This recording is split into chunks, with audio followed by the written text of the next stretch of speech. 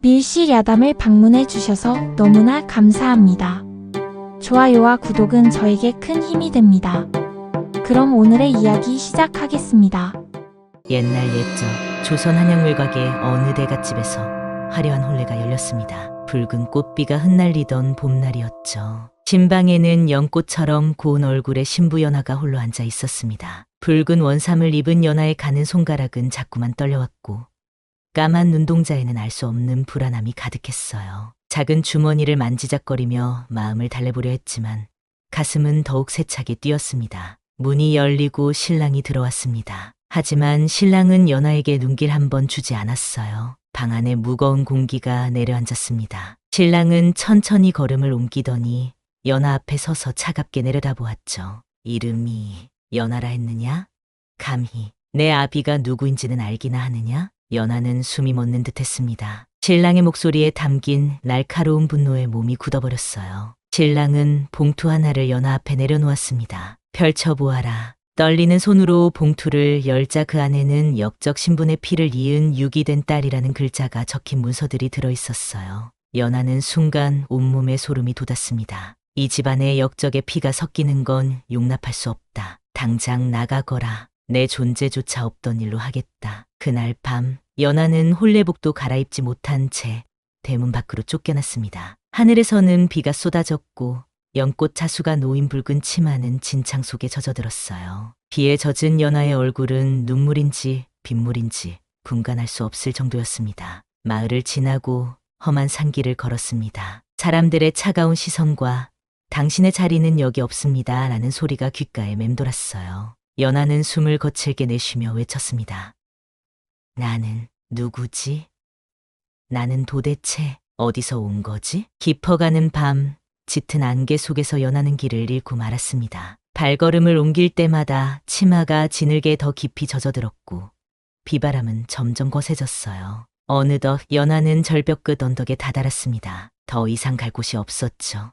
그때였습니다. 번개가 번쩍이며 순간적으로 주변을 밝혔고 연하는 바위 틈새로 난 작은 입구를 발견했어요. 두려움보다는 피할 곳을 찾아야 한다는 생각에 연하는 그 좁은 입구로 몸을 밀어 넣었습니다. 안으로 들어서자 바람 소리가 멈췄습니다. 소리도 닿지 않는 고요한 공간이었어요. 그곳은 오래전 신에게 제물을 바치던 장소였습니다. 지붕에는 이끼와 덩굴이 엉켜 자라고 있었고 내부 벽면에는 오래된 문양과 흐릿한 벽화들이 새겨져 있었죠. 왠지 모르게 이곳에서는 기이하고 신비로운 기운이 느껴졌습니다. 연하는 조심스럽게 안으로 발을 내딛었어요. 발밑에는 오래된 촌농이 있었고 누군가 머물렀던 흔적이 남아 있었습니다. 한쪽 벽면을 따라 걷던 연하의 눈길이 멈춘 곳에는 어떤 여인의 얼굴이 그려져 있었어요. 놀랍게도 그 얼굴은 연하 자신과 닮아 있었습니다. 연하는 벽화 앞에 서서 한참을 바라보다가 갑자기 뒤에서 들리는 숨소리에 깜짝 놀라 돌아섰습니다. 동굴 안쪽에는 누군가가 잠들어 있었어요. 방금 전까지 없었던 사람이 갑자기 나타난 것처럼 느껴졌습니다. 누구세요?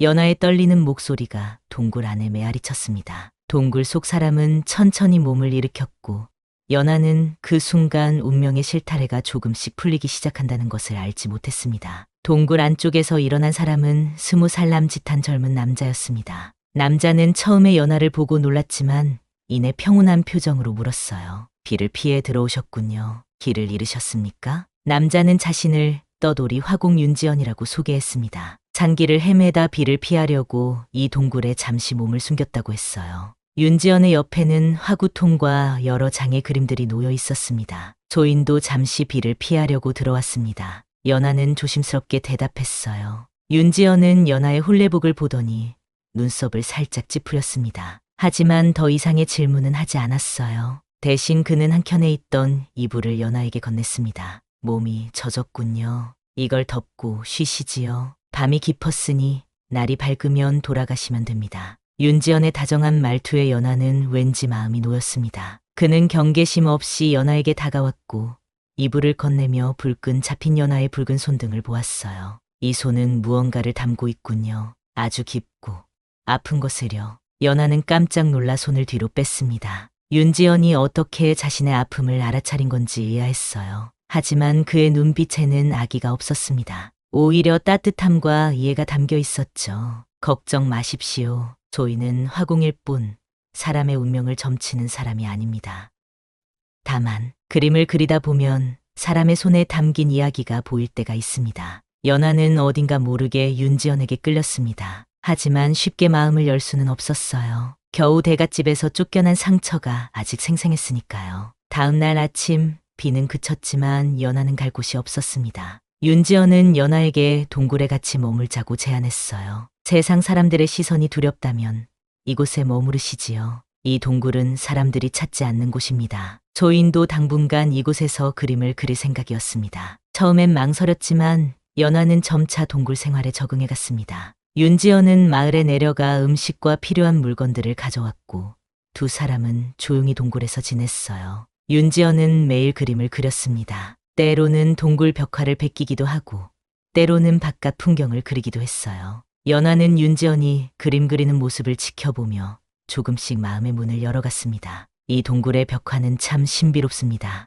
누가 그렸는지 언제 그려졌는지 아무도 모른다고 합니다. 저희는 이 벽화들이 수백 년 전의 이야기를 담고 있다고 생각합니다. 윤지연은 벽화에 대해 설명하며 연하에게 미소 지었습니다. 그의 미소는 따뜻한 봄볕 같아서 연하의 얼어붙은 마음을 조금씩 녹여주었어요. 동굴에서의 나날은 조용했지만 평화로웠습니다. 연하는 윤지연이 그림 그리는 것을 도와주었고 윤지연은 연하에게 그림의 비밀을 조금씩 가르쳐 주었어요. 때로는 함께 동굴 주변을 산책하기도 했습니다. 어느 날 연하는 윤지연에게 물었습니다. 왜 화공이 되셨나요? 윤지연은 잠시 생각에 잠기더니 대답했어요. 세상의 아름다움을 담고 싶었습니다. 그림은 눈에 보이는 거 너머의 진실을 보여주니까요. 연하는 윤지연의 말에 깊은 울림을 느꼈습니다. 자신도 모르게 그의 손길이 닿을 때마다 가슴이 떨렸고 눈빛이 마주칠 때면 얼굴이 붉어졌어요. 하지만 아직 자신의 과거와 신분에 대한 불안함이 그녀를 짓눌렀습니다. 비가 내리는 어느 밤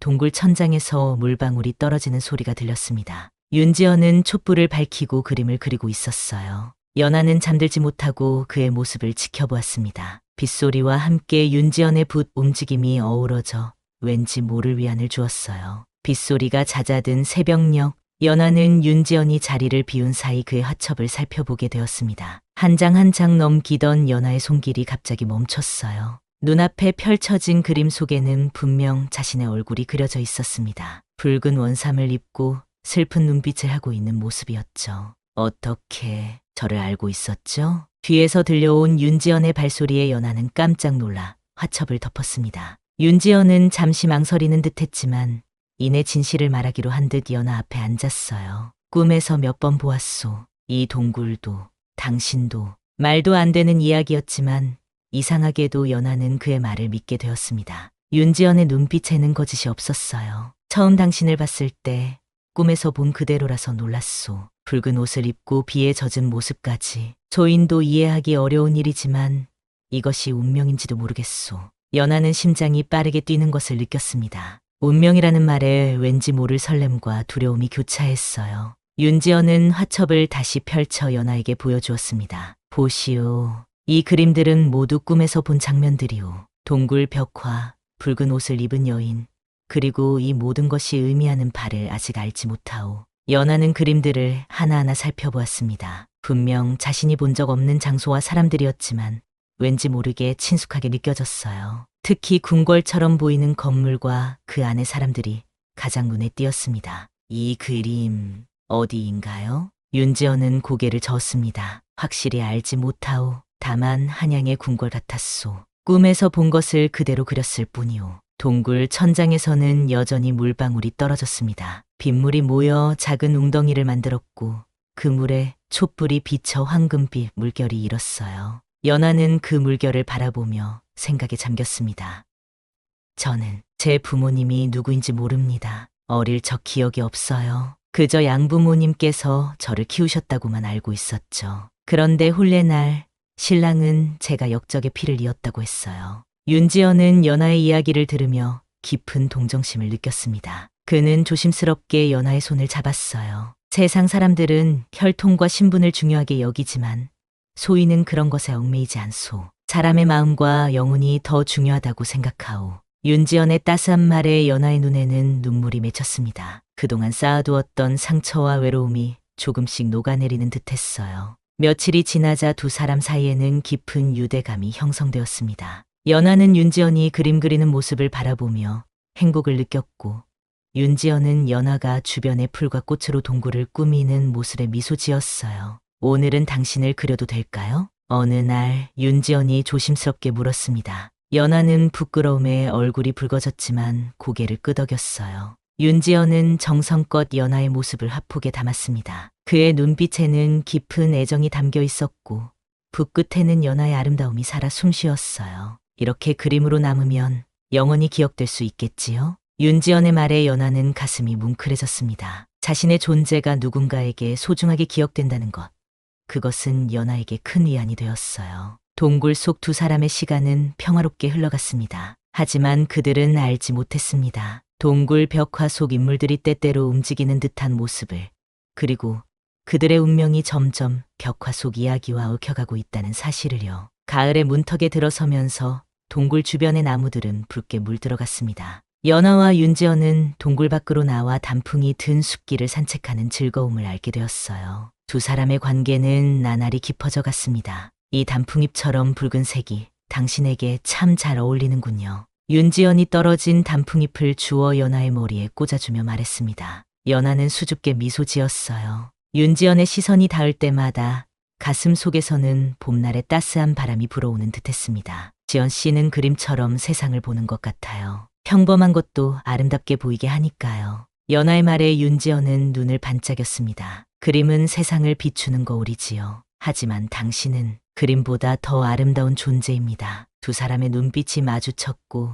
그 순간 시간이 멈춘 듯했습니다. 연하의 볼이 석류처럼 붉게 물들었고 윤지연의 심장은 빠르게 뛰었어요. 동굴로 돌아온 저녁, 윤지연은 촛불을 더 많이 밝혔습니다. 동굴 안은 황금빛 불빛으로 가득 찼고 벽화들은 마치 살아 움직이는 듯했어요. 연하는 벽화 속 여인의 모습을 다시 한번 유심히 바라보았습니다. 정말 저와 닮았어요. 마치 제가 그림 속에 있는 것 같아요. 윤지연은 연하의 옆으로 다가왔습니다. 그의 숨결이 연하의 귓가에 닿자 온몸에 달콤한 전율이 흘렀어요. 운명이란 때로는 이렇게 그림처럼 미리 그려져 있는지도 모르겠소.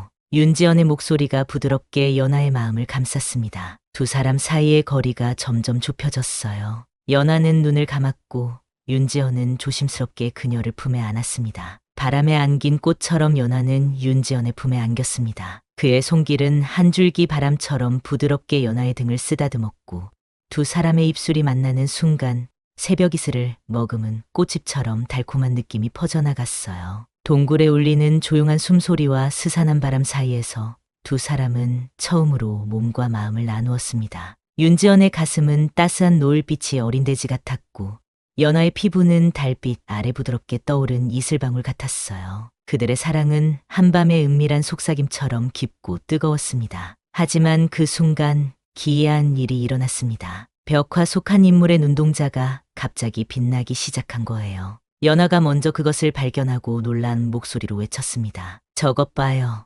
벽화가 움직였어요. 윤지연도 벽화를 바라보았습니다. 분명 인물의 눈동자가 빛났다가 사라진 것 같았어요. 하지만 자세히 보니 그저 촛불 그림자의 장난처럼 보였습니다. 아마도 촛불 때문일 거요. 걱정 마시오. 윤지연은 연하를 안심시켰지만 두 사람 모두 왠지 모를 불안감을 느꼈습니다. 마치 누군가가 그들을 지켜보고 있는 듯한 기분이었어요. 다음 날 아침, 연하는 동굴 벽면을 더 자세히 살펴보았습니다. 눈에 띄는 것은 없었지만 윤지연의 그림과 벽화 사이에 이상한 연관성이 느껴졌어요. 지연 씨, 당신이 그린 궁궐 그림이랑 이 벽화가 닮았어요. 보세요. 이 건물의 형태가 똑같아요. 윤지연은 연하의 지적에 놀랐습니다. 정말로 자신이 꿈에서 본 궁궐과 벽화 속 건물이 유사했어요. 이것은 단순한 우연일까요? 아니면 더 깊은 의미가 있는 걸까요? 연하, 당신은 어릴 적 기억이 전혀 없다고 했지요? 윤지연이 조심스럽게 물었습니다. 연하는 고개를 끄덕였어요. 네, 제가 5살 때부터의 기억만 있어요. 그 전은 마치 안개 속에 있는 것처럼 흐릿해요. 윤지연은 생각에 잠겼습니다. 그가 그린 그림들, 꿈에서 본 장면들, 그리고 연하의 정체성 사이에 어떤 연결고리가 있는 것 같았어요. 하지만 아직은 그 전체 그림을 볼 수 없었습니다. 그날 밤, 연하는 이상한 꿈을 꾸었습니다. 꿈 속에서 누군가가 그녀에게 속삭였어요. 내 자리로 돌아와야 해. 너는 여기 있으면 안 돼. 연하는 식은땀을 흘리며 잠에서 깨어났습니다. 윤지연은 연하의 상태를 보고 걱정스럽게 물었어요. 무슨 일이오? 악몽을 꾸었소? 연하는 떨리는 목소리로 대답했습니다. 누군가가 절 부르는 것 같았어요. 제 자리로 돌아가야 한다고. 윤지연은 연하를 꼭 안아주었습니다. 하지만 그의 마음 속에도 불안함이 커져갔어요. 두 사람의 만남이 단순한 우연이 아니라면 그들 앞에는 어떤 운명이 기다리고 있는 걸까요? 가을에서 겨울로 넘어가는 쌀쌀한 아침이었습니다. 연하는 동굴 입구에서 멀리 보이는 마을을 바라보고 있었어요. 윤지연이 마을에 다녀온다며 나간 지 벌써 하루가 지났습니다. 평소보다 오래 걸리는 것 같아 연하는 조금 불안했어요. 해가 머리 위로 올라올 무렵 멀리서 윤지연의 모습이 보였습니다. 그는 평소보다 무거운 표정으로 돌아왔어요. 연하는 반갑게 맞이했지만 윤지연의 눈빛이 달라진 것을 느꼈습니다. 무슨 일 있었어요? 얼굴이 안 좋아 보여요. 윤지연은 잠시 망설이더니 연하의 손을 잡고 동굴 안으로 들어갔습니다. 그리고는 깊은 한숨을 내쉬며 말했어요. 연하에게 말하지 않은 것이 있소. 사실 조이는 원래 양반가 출신 유생이었소. 연하는 눈을 크게 떴습니다. 윤지연이 평범한 떠돌이 화공이 아니라는 사실에 놀랐어요. 조이는 서원에서 글을 배우고 그림을 익혔소. 하지만 왕실에 금기된 화상을 그렸다는 이유로 서원이 폐쇄되고 소인은 쫓겨났소. 윤지연의 목소리에는 슬픔이 묻어났습니다. 연하는 조용히 그의 이야기를 들었어요. 그림은 왕실에 숨겨진 공주를 묘사한 것이었소. 소문으로만 들었던 비밀스러운 공주의 모습을 꿈에서 보고 그렸는데 그것이 화근이 되었소. 윤지연은 잠시 말을 멈추었다가 연하의 눈을 똑바로 바라보며 계속했습니다. 그런데 그 공주의 모습이 연하와 똑같았소. 이 말에 연하는 가슴이 철렁 내려앉는 느낌이었습니다. 자신이 왕실과 관련이 있다니 도저히 믿기지 않았어요. 그럴 리가 없어요. 저는 그저 양부모님께 길러진 평범한 아이였을 뿐인데요. 연하의 목소리가 떨렸습니다. 그때 윤지연은 연하의 어깨를 부드럽게 잡았어요. 연하, 어릴 적 기억을 더 생각해 보시오. 혹시 산속에서 발견되었다거나 하는 이야기를 들은 적 없소? 윤지연의 말에 연하는 갑자기 머릿속에 어렴풋한 기억이 떠올랐습니다. 양어머니가 취중에 했던 말이었어요. 그런 말을 들은 것 같기도 해요. 어머니가 술에 취하셨을 때 산속 사당 근처에서 널 주었다는 말씀을 하신 적이 있어요. 연하의 말에 윤지연의 눈빛이 달라졌습니다. 그는 연하의 손을 더 꼭 잡았어요. 조인이 마을에서 들은 소문이 있소. 한양에서 관리들이 이 근방을 수색하고 있다고 해요. 그들이 찾는 것은 왕실의 혈통을 이은 사람이라고 합니다. 연하는 숨을 크게 들이마셨습니다. 모든 것이 혼란스러웠어요. 자신이 역적의 피를 이었다는 이유로 쫓겨났는데 이제는 또 왕실의 혈통이라니. 저는 누구인 거죠? 연하의 질문에 윤지연은 고개를 저었습니다. 아직 확실히 알 수 없소. 하지만 우리가 함께 그 답을 찾아볼 수 있을 것 같소.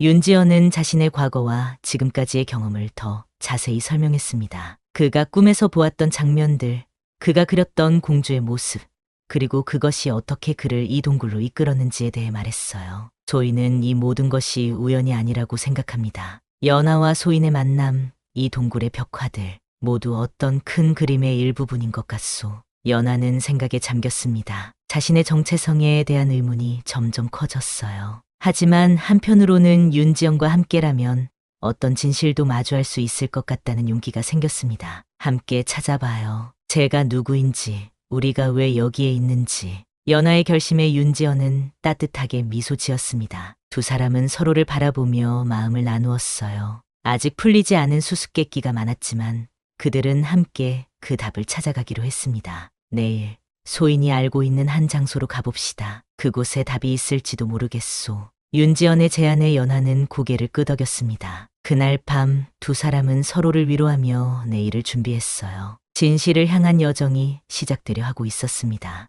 이른 아침, 연하와 윤지연은 동굴을 나와 산속 깊은 곳을 향해 걸었습니다. 윤지연이 이끄는 곳은 그가 유년 시절 잠시 머물렀던 산사였어요. 오랫동안 사람의 발길이 끊긴 폐사였지만 윤지연은 그곳에 중요한 단서가 있을 것이라 믿었습니다. 이 산사는 제가 어릴 적 잠시 머물렀던 곳입니다. 부모님을 잃고 의지할 곳 없던 저를 한 노스님이 거두어 주셨지요. 팔뚝만한 나무 뿌리와 울퉁불퉁한 바위를 피해 산길을 오르며 윤지연이 말했습니다. 연하는 헐떡이며 그의 뒤를 따랐어요. 그 스님은 제게 그림을 가르쳐 주셨고 때로는 이상한 이야기를 들려주셨습니다. 왕실의 비밀, 숨겨진 공주에 대한 이야기였죠. 당시에는 그저 옛날 이야기로만 들었습니다. 반나절을 걸어 마침내 그들은 산사에 도착했습니다. 무너진 담장과 기울어진 기와 지붕, 곳곳에 자란 이끼와 덩굴들이 오랜 세월 방치된 흔적을 보여주었어요. 여기가 그 산사군요. 연하가 주변을 둘러보며 말했습니다.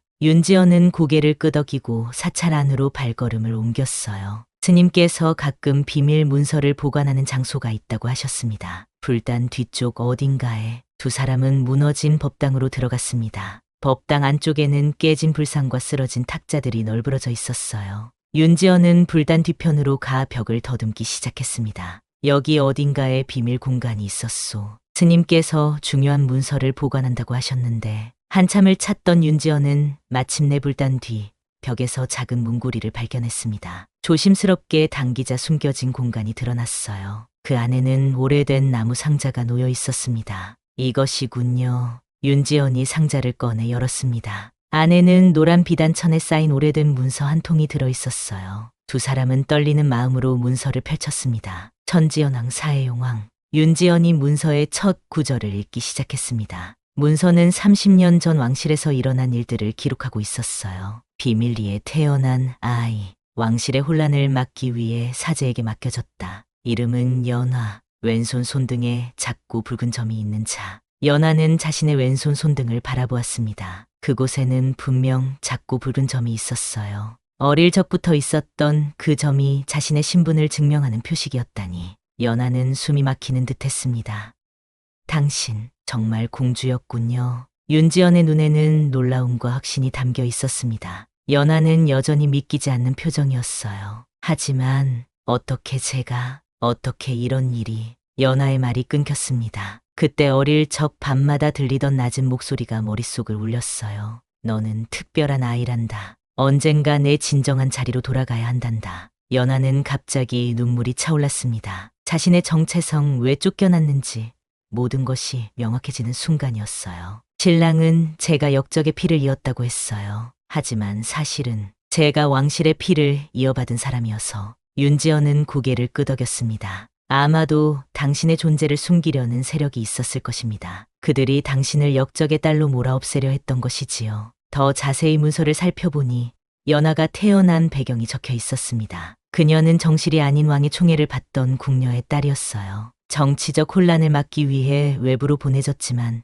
여전히 왕의 혈통을 이은 공주였습니다. 당신의 눈은 내가 예전에 그렸던 왕실, 초상화 속 인물과 너무 닮아 있었소. 처음 본 순간 내 붓이 떨렸지요. 윤지연이 감정을 담아 말했습니다. 연하는 마침내 자신의 정체성을 받아들이는 듯했어요. 난 누군지도 모른 채 아무데에도 속하지 못한 채 살아왔어요. 그런데 내가 누구인지는 더 이상 중요하지 않아요. 당신과 함께 있을 수 있다면. 연하의 말에 윤지연은 그녀의 손을 꼭 잡았습니다. 이제 나도 어디에도 속하지 않은 사람입니다. 그러니 우리가 함께 있다면 그것이 곧 우리만의 세상이 되지 않겠소? 그 순간 산사의 창문으로 햇살이 쏟아져 들어왔습니다. 두 사람은 서로의 눈을 마주보고 미소 지었어요. 과거는 밝혀졌고 이제 미래를 선택할 시간이었습니다. 산사에서의 발견 이후 연하와 윤지연은 다시 동굴로 돌아왔습니다. 하지만 평화로운 나날은 오래가지 않았어요. 연하의 정체가 밝혀지고 난 뒤 단 며칠 만에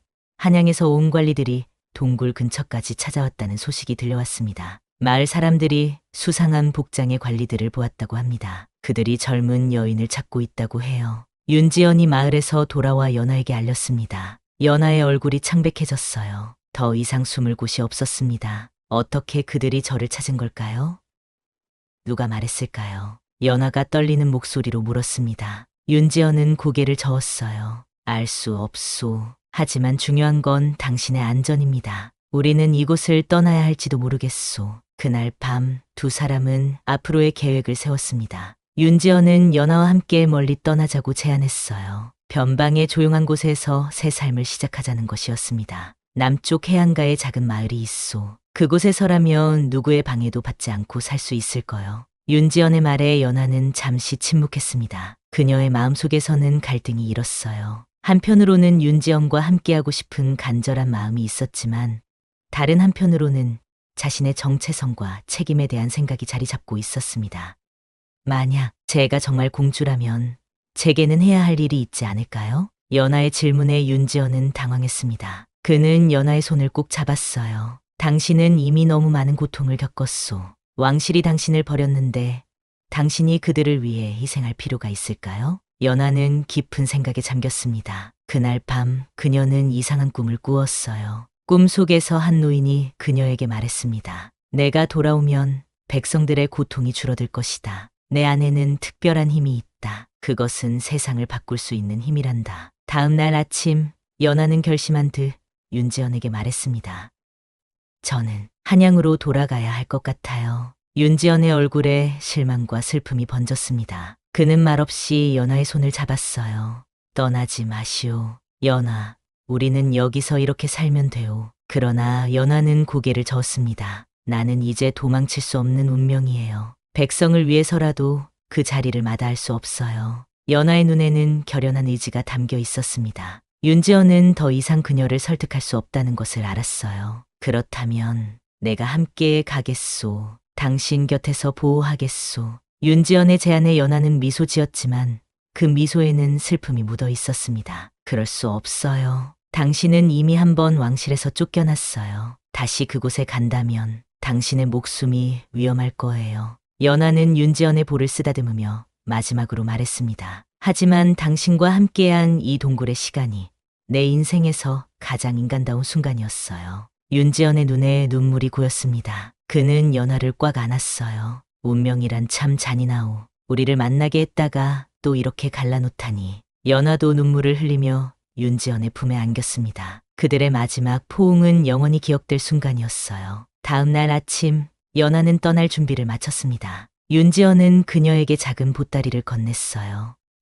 이건 당신의 모습을 그린 그림들이오. 나를 기억해 주시오. 연하는 보따리를 받아들고 미소 지었습니다. 매일 당신을 생각할게요. 언젠가 또 만날 수 있겠죠? 윤지연은 대답 대신 연하의 이마에 부드럽게 입을 맞추었습니다. 그것이 그들의 마지막 작별 인사였어요. 눈물을 흘리며 돌아서는 연하. 윤지연은 더는 말리지 않았습니다. 그저 그녀가 보이지 않을 때까지 동굴 입구에서 바라볼 뿐이었어요. 연하가 사라지고 윤지연은 텅 빈 동굴로 돌아왔습니다. 그곳에는 연하의 향기만이 남아 있었어요. 윤지연은 벽화 앞에 앉아 오랫동안 생각에 잠겼습니다. 그리고 붓을 들어 마지막 그림을 그리기 시작했어요. 그것은 왕궁으로 돌아가는 연하의 모습이었습니다. 수년의 세월이 흘렀습니다. 한양의 조용한 초당에 윤지연은 홀로 살고 있었습니다. 그는 더 이상 그림을 그리지 않았어요. 단 한 장의 그림만 제외하고는 말입니다. 매일 밤 그는 연하의 얼굴을 종이 위에 담았습니다. 하루도 빠짐없이 말이죠. 윤지연의 건강은 나날이 악화되었습니다. 기침이 심해졌고 몸은 날로 쇠약해져 갔어요. 하지만 그의 눈빛만은 여전히 맑고 깊었습니다. 그 눈빛 속에는 연하에 대한 그리움이 가득했죠. 그의 주변엔 아무도 없었습니다. 때때로 이웃들이 찾아와 음식을 가져다 주곤 했지만 대부분의 시간을 윤지연은 홀로 보냈어요. 그럼에도 그의 책상 위에는 항상 연꽃 한 송이가 놓여 있었습니다. 그녀의 이름처럼 말이죠. 오늘도 연꽃이 아름답게 피었구나. 윤지연이 매일 아침 연꽃을 바라보며 중얼거렸습니다. 어디서 구했는지 계절에 관계없이 그의 책상 위에는 늘 연꽃이 있었어요. 어느 날 윤지연은 궁궐 근처를 지나가다 행차하는 연하를 멀리서 보게 되었습니다. 그녀는 화려한 의복을 입고 있었고 주변에는 수많은 시종들이 있었어요. 연하의 얼굴은 예전과 달리 엄숙하고 위험이 있었습니다. 하지만 윤지연은 그 위험 뒤에 숨겨진 슬픔도 볼 수 있었어요. 그들의 눈이 잠시 마주쳤습니다.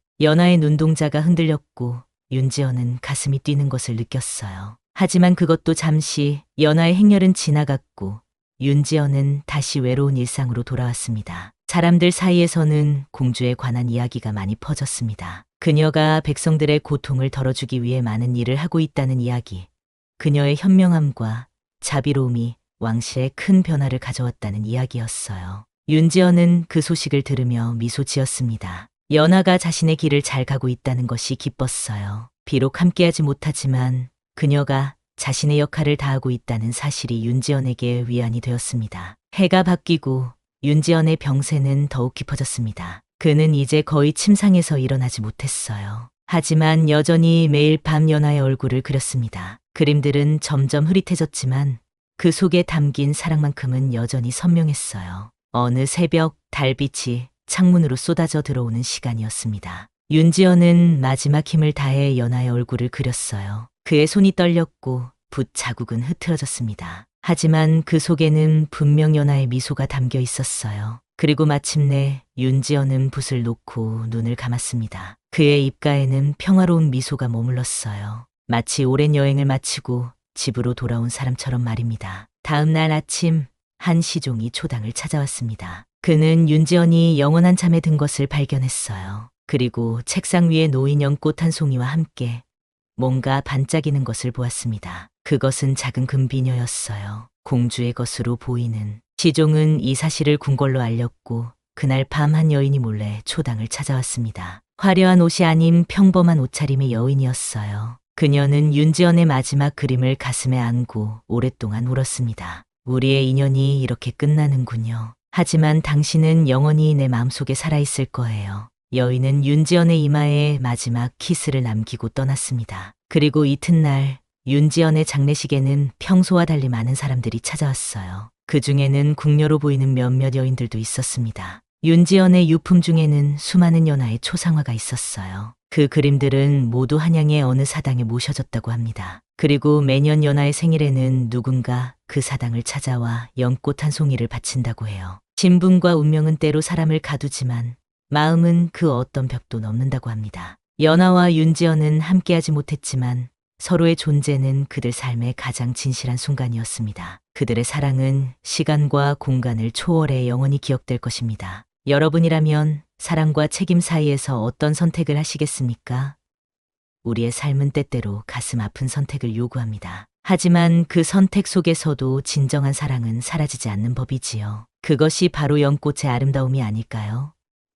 진흙 속에서 피어나 맑고 고결한 아름다움을 간직하는 연꽃처럼 진정한 사랑은 어떤 역경 속에서도 그 순수함을 잃지 않습니다.